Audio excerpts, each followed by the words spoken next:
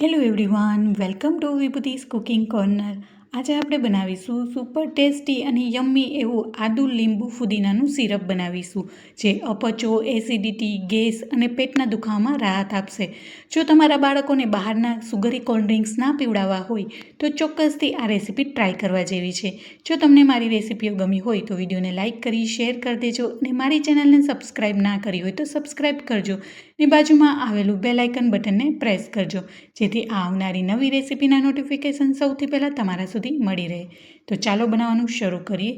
Super tasty અને yummy એવું આદુ લીંબુ ફુદીનાનું સિરપ બનાવવા માટે અહીંયા સૌથી પહેલાં 1 ચૂડી જેટલો મેં ફુદીનો લીધો છે અને સારા એવા પાન હોય તેવા જ ફુદીનાને પસંદ કરીશું. હવે ફુદીનાને આવી રીતના ડાળખાથી આવી રીતના બધા જ પાંદડાને અલગ કરી લઈશું. અહીંયા ડાળખાનો ભાગ જરા પણ ના આવે, ખાસ એ વાતનું ધ્યાન રાખવાનું છે. ડાળખાનો ભાગનો ઉપયોગ કરીશું તો આપણું સિરપ છે એકદમ કડછું અને તુરો એવો ટેસ્ટ આવશે. માટે આવી રીતના બધા જ ફુદીનાના પાનનો જ ઉપયોગ કરીશું.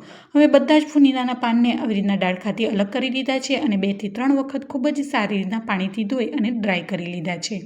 હવે અહીંયા મેં 2 મોટા બાઉલ જેટલી ખડી સાકર લીધી છે અને વજનમાં જોઈએ તો મેં 500 ગ્રામ સાકરનો ઉપયોગ કર્યો છે.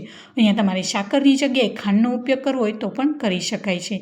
હવે અહીંયા મેં એક મોટા ઊંડી અને જાડા તળિયાવાળી કડાઈ લીધી છે. અહીંયા પોળી અને ઊંડી હોય તેવી જ કડાઈને પસંદ કરીશું, કારણ કે બધી જ સામગ્રીઓ મિક્સ કરવામાં સરળતા રહે માટે.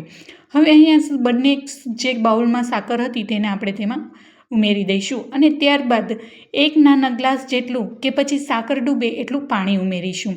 હવે અહીંયા ગેસની મીડિયમ ટુ હાઈ ફ્લેમ પર આપણે ચમચાની મદદથી મિક્સ કરીશું અને સાકર ઓગળે ત્યાં સુધી આપણે એને ચલાવતા રહીશું. આ સિરપ છે ખૂબ જ ટેસ્ટી અને હેલ્ધી બનશે અને બાળકો પોતાની જાતે પણ આ રિફ્રેશિંગ ડ્રિંક બનાવીને તૈયાર કરી શકે છે. તો ચોક્કસથી મારે કહેવાથી એકવાર આ રેસીપીને ટ્રાય કરજો.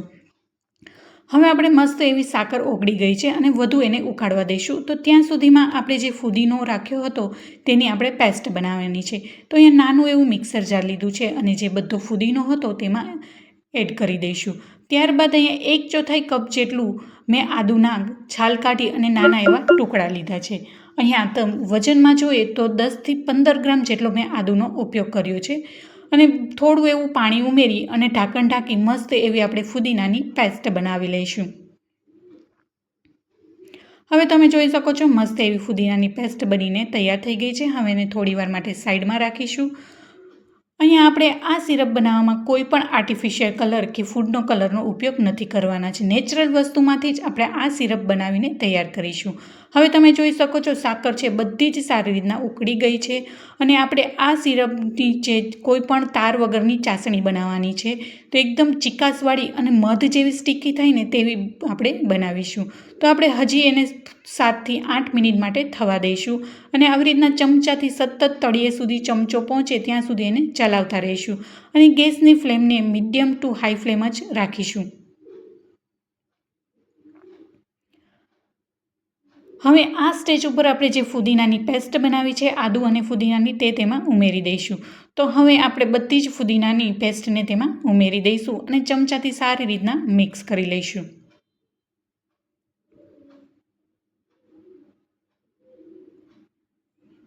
હવે મિક્સ થઈ ગયા બાદ તમે જોઈ શકો છો એકદમ મસ્ત સારો એવો ગ્રીન કલર આવી ગયો છે. અહીંયા આપણે કોઈ પણ ફૂડ કલર પણ નથી ઉપયોગ કર્યો, છતાં પણ એકદમ મસ્ત ડાર્ક ગ્રીન કલર બનીને તૈયાર થઈ ગયો છે. હવે એમાં એક બોઇલ આવી ગયો છે. હવે આ સ્ટેજ ઉપર ગેસની ફ્લેમને એકદમ સ્લો કરી દઈશું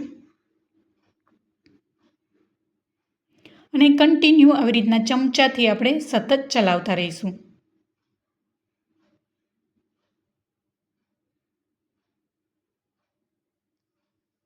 હવે ચમચાથી આપણે જોઈએ તો આપણે હજી ચાસણી આપણી બની નથી. એકદમ મધ જેવી સ્ટીકી અને ચીકાસવાળી થાય ત્યાં સુધી આપણે એને કરીશું અને આ ચાસણીમાં કોઈ પણ તારની પણ જરૂર નથી. બસ માત્ર સ્ટીકી થાય ત્યાં સુધી જ આપણે કરીશું.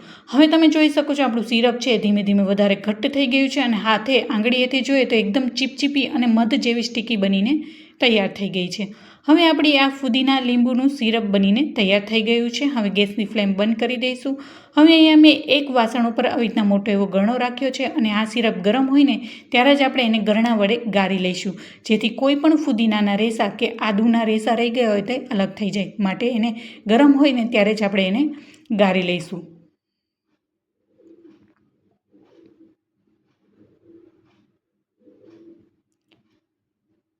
અને આવી રીતના જો સિરપ બનીને તૈયાર હશે ને તો બાળકો 1 ચમચી નાખી અને પોતાની જાતે પણ આ મસ્ત મજાનું શરબત બનાવીને જાતે જ બનાવીને પી શકે છે. હવે વેકેશન પણ પડી ગયું છે અને બાળકો બહાર તડકામાંથી રમીને આવે તો તુરંત જ ફટાફટ આ સિરપ બનેલું હશે તો ફટાફટ શરબત બનીને તૈયાર થઈ જશે. તો આ રેસીપી છે ને એ ચોક્કસથી ટ્રાય કરવા જેવી છે. ચોક્કસથી તમે ઘરે બનાવજો અને બહાર બજારમાં મળતા સોફ્ટ ડ્રિંક ન પીતા આવી રીતના જો બાળકો પીવા લાગે તો એકદમ ટેસ્ટી તો છે જ, પણ સાથે સાથે એટલું હેલ્ધી પણ છે. આપણે અહીંયા ફુદીના, આંદુ અને બીજા બધા મસાલાનો ઉપયોગ કર્યો છે, માટે એકવાર આ રેસીપીને મારા કહેવાથી ટ્રાય કરજો. હવે આપણું આ સિરપ બનીને તૈયાર થઈ ગયું છે. હવે બીજા બધા મસાલા નાખીશું. તો અહીંયા સૌથી પહેલાં અહીંયા મેં 2 ચમચી સંચર પાવડર ઉપયોગ કર્યો છે. અહીંયા તમારે સંચર પાવડર અને મીઠું બંને નાખવું હોય તો પણ નાખી શકાય, પણ હું માત્ર સંચર પાવડરનો જ ઉપયોગ કરી રહી છું. હવે 2 ચમચી સંચર પાવડર નાખ્યા બાદ અહીંયા 2 ચમચી શેકેલા જીરાનો પાવડર ઉમેરીશું અને ત્યારબાદ 1 ચમચી મરી પાવડર ઉમેરીશું. અહીંયા આપણે પહેલાં પણ આદું ઉમેર્યું છે એટલે આપણે મરી પણ જાળવીને નાખીશું, કારણ કે મરી અને આદું છે એ બંને તીખાસવાળા હોય છે, તો આપણું સિરપ તીખું ન થઈ જાય એ વાતનું ધ્યાન રાખીશું. અહીંયા 1 જોડી ફુદીના અને 500 ગ્રામ સાકર એ માપ છે એ પરફેક્ટ છે. અહીંયા વધારે પડતો પણ ફુદીનો હશે ને તો કડછો ટેસ્ટ આવશે, એટલે પ્રમાણસર તમે જો લેશો ને તો સારો એવો ટેસ્ટ આવશે. હવે મરી પાવડર નાખ્યા બાદ એને ખૂબ જ સારી રીતના ચમચાની મદદથી મિક્સ કરી લઈશું અને મિક્સ કર્યા બાદ એને પંખા નીચે અડધો કલાક માટે ખૂબ જ સારી રીતના ઠંડુ થવા દઈશું. જેમ આ સિરપ ઠંડુ થશે એમ વધારે ઘટ્ટ બનીને તૈયાર થશે.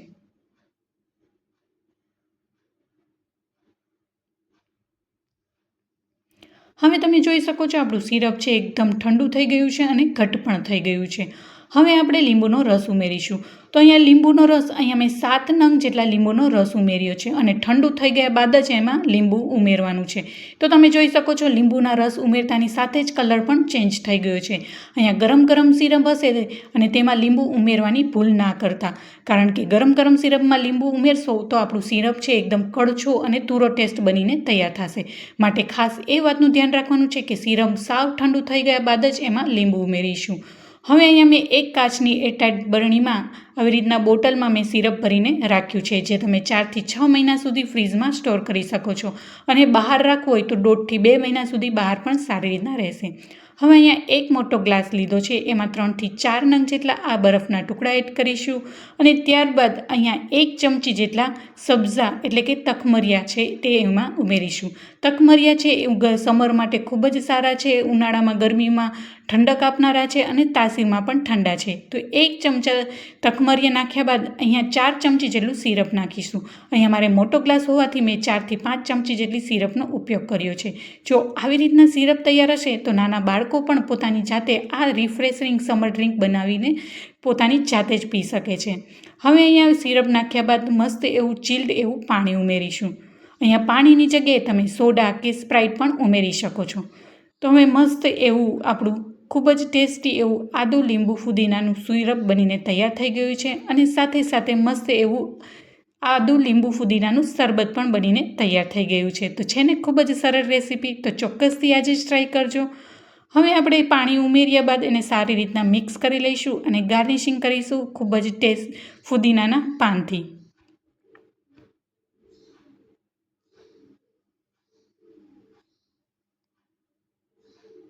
હવે એને ડેકોરેશન કરીશું લીંબુની સ્લાઇસથી. તો તૈયાર છે ખૂબ જ ટેસ્ટી એવું રિફ્રેશિંગ સમર ડ્રિંક્સ, એકદમ યમીની સાથે સાથે હેલ્ધી પણ છે. જો તમને મારી રેસીપી ગમી હોય તો મારી રેસીપીને ચોક્કસથી ટ્રાય કરજો અને મારી રેસીપીને લાઇક કરી અને તમારા ફ્રેન્ડ્સ એન્ડ ફેમિલીમાં જરૂરથી શેર કરજો. ને મારી ચેનલમાં સબસ્ક્રાઈબ ના કરી હોય તો પ્લીઝ સબસ્ક્રાઈબ કરજો ને બાજુમાં આવેલું બેલ આઇકન બટનને પ્રેસ કરજો, જેથી આવનારી નવી રેસીપીના નોટિફિકેશન સૌથી પહેલાં તમારા સુધી મળી રહે. તો ફરી મળીશું એક નવી જ રેસીપી સાથે અને એક નવા જ સ્વાદ સાથે. ત્યાં સુધી આવજો and thank you for watching.